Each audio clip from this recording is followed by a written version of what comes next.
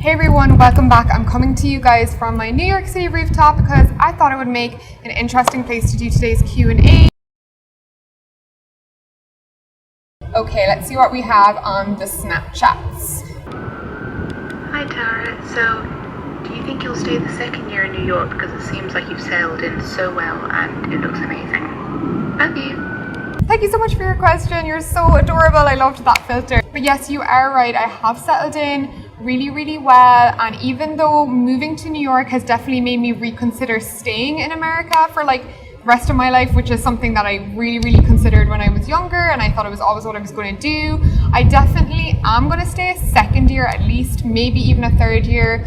But after that, I'm calling it quits and I'm definitely probably going to go back to Europe just because I feel like it's just something I needed to do for my soul. And now that I've done it, I feel like, yeah, it's not somewhere I want to stay for like the rest of my life. So I am looking into different visas that I can apply to at the moment. Right now, to be honest, I just need to save up because there is a ton of lawyer fees involved in getting a new visa here, and it's a very expensive process. But I definitely would love to stay here a second year, and I love my apartment, I love this building, and it would be such a shame if I had to give up my apartment in like 5.5 months. Moved to New York from Europe, and if there are things that you needed to consider before leaving? But she basically asked, was there anything I really had to consider before moving? And probably the biggest one was obviously leaving my really great relationship.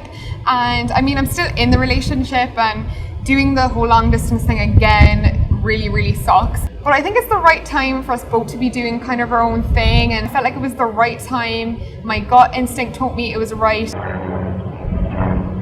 God, I wish they could just make silent helicopters, I really do. One thing there is to note, if you are in my situation and you're in a happy relationship or everything's going right in your career at home, but you really want to go pursue that scary dream, I would just say go for it, because honestly, with this type of stuff, everything will always seem perfect right before you leave. When you're in that decision-making part and you're like, oh, should I go? Should I do it? I'm so comfortable here. Everything seems perfect. My relationship's perfect. My career's perfect. I'm making money. It's really hard to leave all of that behind. But life is about learning and not kind of being stuck in a comfortable routine. To go back into the struggle and make new friends and get a new job and do all of this stuff. And we can't grow as like souls and human beings without throwing ourselves into uncomfortable positions. And for me, this is a learning experience, and I'm so glad that Okay, so I'm starting to notice pretty quickly that a lot of these are New York City and living here related. Kenny says, what's your favorite part about living in New York? My favorite part about living in New York is definitely how freaking inspiring the city is. It makes you work so freaking hard, and sometimes it can definitely feel like you're living to work, and it can be a great thing or it can be a terrible thing once you know to take time for yourself and have a social life as well. But it really gets the most out of you. This city just squeezes everything you have. Most people here have 2 jobs, or like they're always doing side hustle, and it just pushes you to be the best you and to get as much out of your life as possible. What tips do you have for keeping motivated and productive and setting and reaching your goals? For me, it's a weird one. I just think I'm always been like a high achiever, and I feel like if you don't expect much from yourself, there's nothing you can really do to change that. But if you're an ambitious person, it's so important, and it's something I've really done from a young age, is figure out where you want to be in the next like 5 years, 10 years, and then your ultimate dream goal, like your dream job or, you know, the position you want to be in, and figure out how you're going to get there. And every little thing, every little internship, every little bit of experience, every financial step has been towards my bigger goal. And it's just about being patient and taking baby steps and not expecting things to just happen. You don't just graduate and get your dream job. I mean, some people do, but if you're like me and you have to work for everything you got, and you're not lucky per se, then you really need to think out of what you can do to give yourself an edge over competition, stuff like that, and take every opportunity around you. All the way through school, I spent my summers doing internships, working, improving my business skills, my interpersonal skills. I truly believe that whether you're from a small city, a big city, there's always opportunity there to learn more, close to being where I want to be at. But I just need to get through this last learning curve, and it's driving me kind of insane, but we're gonna get there. To Instagram, Charlotte asks, what is your favorite restaurant on the Upper East Side? And I'm still working my way through all of the great restaurants on 2nd Avenue in the Upper East Side, but definitely some of my favorites I tried so far. Shake Shack, for example, I'm so thankful there's a Shake Shack so close to where I live. There's lots of little boutique restaurants, which I personally love. I love really atmospheric, cute kind of restaurants. Near me, I really like this restaurant, kind of wine bar place called Vela. Penrose is really nice. 5 Mile Stone do a great fish and chips. And another place that has like a ton of places that I love to eat is Brooklyn. Last night I had Umami Burger finally, and it's definitely one of the best burgers I've ever had. Sorry, I'm like so embarrassed. Do you guys live here? Do you guys live in the building? Yeah. Zartasha asks, how hard is it to find a job in fashion design after uni? What do I do in New York? Pros and cons.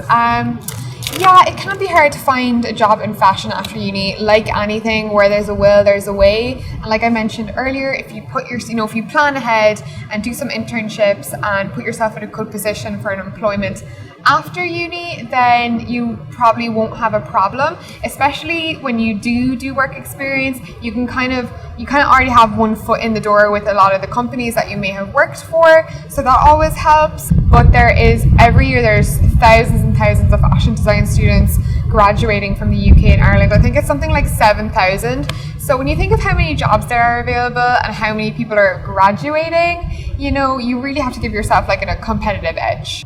As to what I'm doing in New York, I actually started out interning at like a high-end kind of startup label. It's still a fairly new label, but really, really high-end stuff.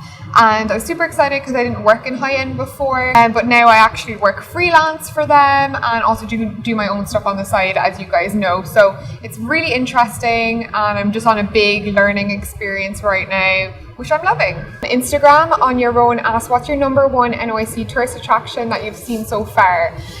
Probably one of the things that sticks out in my mind is like anywhere that has a great view of New York. So I think I spent a Sunday in Dumbo seeing like the whole New York skyline from like across the water.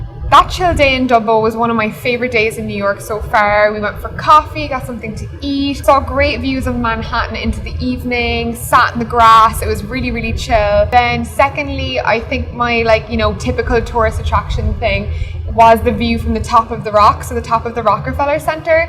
It basically just has the most breathtaking views of New York. You get to see the Empire State Building on one side, you get to see Central Park on the other, and in my opinion, it's so much better than going on the Empire State Building because you can't actually see the Empire State Building when you're on it. The picture I actually put up on Instagram, kind of telling you guys that I was doing a Q&A today, was a picture that I took from the top of the rock, so I'll put it somewhere here. From Hugs and Kisses OX on Instagram, what is the plan for when you go home after your New York experience? I think I have a pretty strong plan for when I go home. I'm really, really determined to move to Sweden or Denmark or some kind of Nordic country with Cahill, my boyfriend. I don't know, I just have a really good feeling about it, and it's another thing that I want to do on my bucket list. And I think it would be a really good place for me and Cahill to be closer to home, but also experience something new.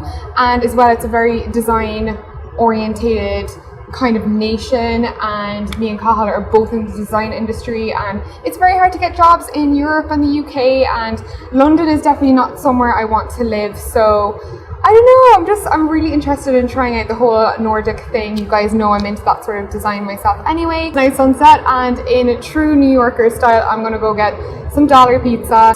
So that is it. I hope you enjoyed my little rooftop Q&A, which I think I'm going to call the New York Q&A because that's all you guys wanted to know about, and I don't blame you. So as always, thank you so much for watching. Don't forget to subscribe, like this video before you go, and of course let me know your thoughts in the comments. I will see you guys in the next one. Bye!